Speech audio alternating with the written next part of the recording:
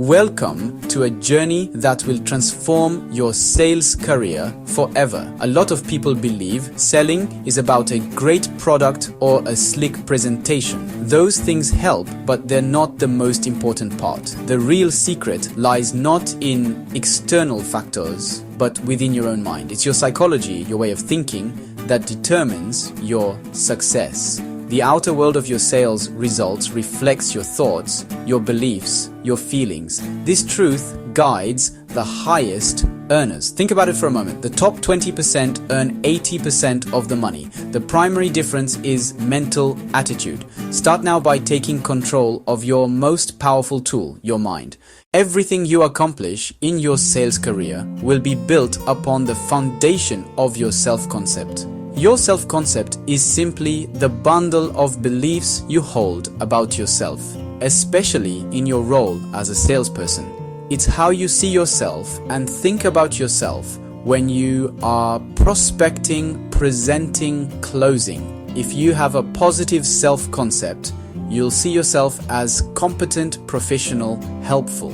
How do you build a winning self-concept? Well, it starts with feeding your mind with positive messages every single day. Just as you feed your body with food, you must feed your mind with affirmations, positive books, educational audio programs. Start each day by saying powerful affirmations to yourself, such as, I am a top sales professional, I love my work, and I am great at it. I am a fantastic problem solver for my clients. The most successful salespeople are not the best talkers. They are the best listeners and the best question askers. Many average salespeople make the mistake of launching into a presentation about their product or service far too early. They talk and talk, hoping something they say will magically interest the customer. This approach is ineffective and, honestly, it often pushes the customer away. The professional, on the other hand, understands that a sale is not about pushing a product. It's about uncovering a problem or a need that the customer has and then presenting a solution. The only way to uncover that need is by asking thoughtful, intelligent questions and then listening intently to the answers. Your questions are the tools you use to diagnose your customer's situation. Think of yourself as a doctor. A good doctor would never prescribe medicine without first asking a series of questions to understand the patient's symptoms. In the same way, you should never present your product until you have a crystal clear understanding of your prospect's needs, wants, challenges, and goals. The quality of your life and your sales results will be determined by the quality of the questions you ask.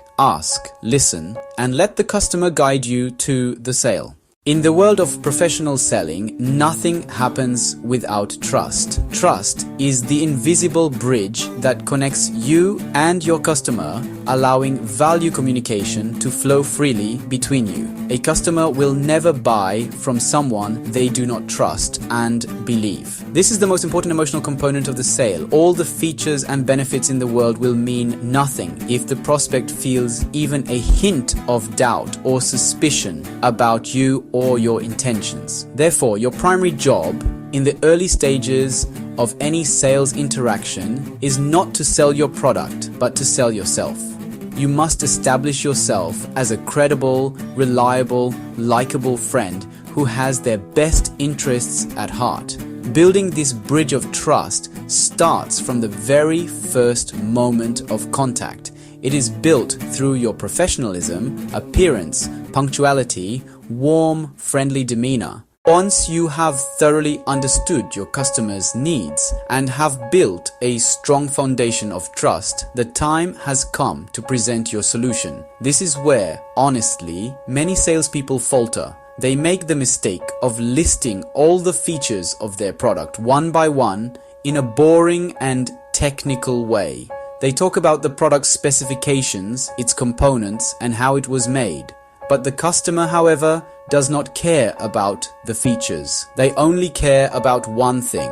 What's in it for me? They want to know how your product or service will benefit them, how it will improve their life or their business, and how it will solve their specific problem. Therefore, your presentation must be focused entirely on benefits, not features. A feature is what something is. For example, this car has anti-lock brakes.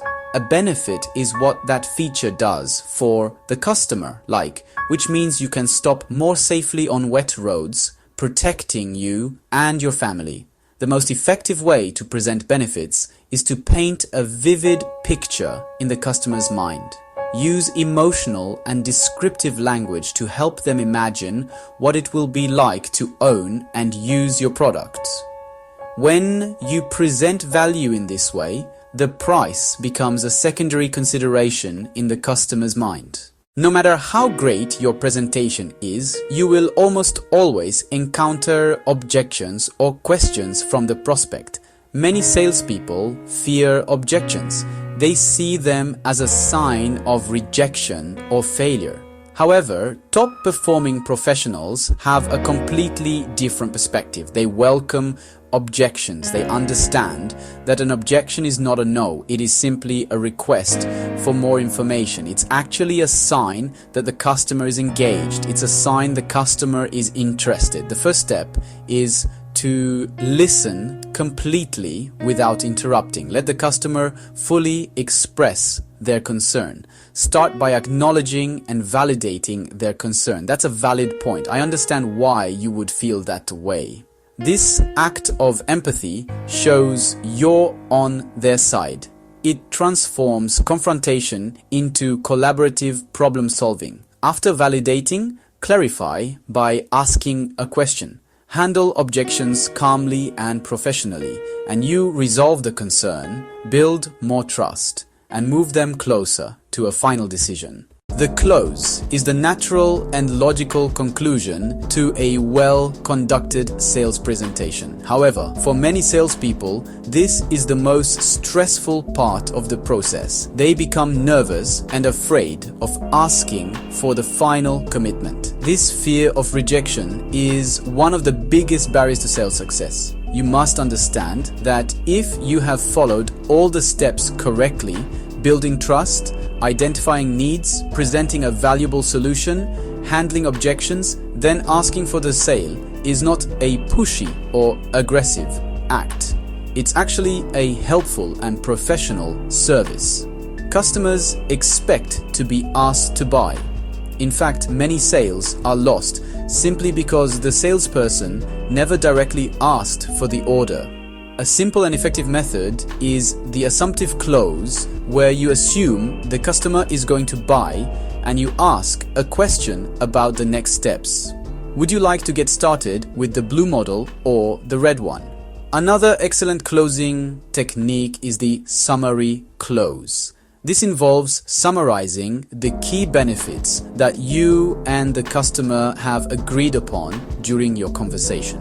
See yourself as a trusted advisor helping a client make a positive change. One of the most powerful concepts for productivity is the Pareto principle, the 80-20 rule. In selling, 80% of your sales will come from 20% of your customers, and 80% of your results will come from 20% of your activities. The most successful salespeople don't necessarily work the hardest, they work the smartest.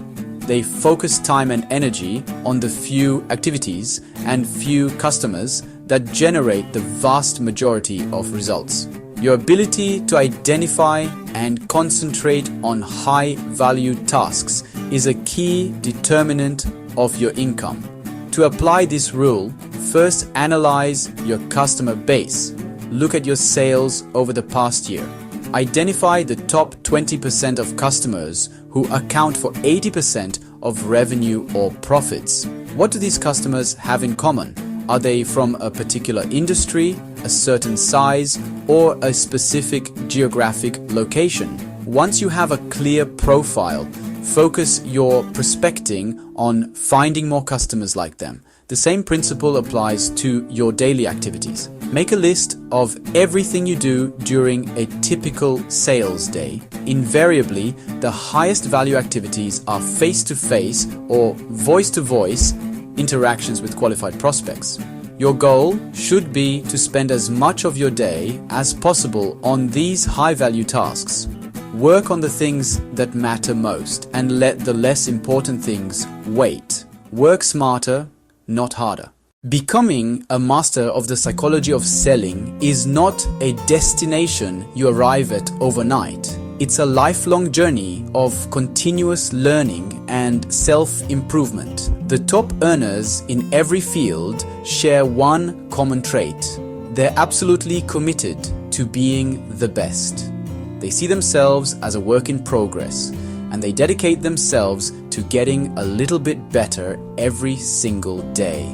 They read books, they listen to audio programs, they attend seminars, they associate with other positive, successful people. They understand that their level of success will rarely exceed their level of personal development. To earn more, you must first learn more. One of the most effective ways to accelerate your learning is to invest in your own mind. Make it a habit to read about sales, business, and personal development for at least 30 to 60 minutes every day. Another powerful tool is to turn your car into a university on wheels. Instead of listening to the radio during your commute, listen to educational audio programs on sales psychology and techniques.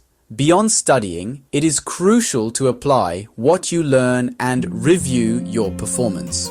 Finally, remember that your potential is unlimited. There are no limits to what you can accomplish except for the limits you place on your own thinking. Your wonderful future is entirely in your hands.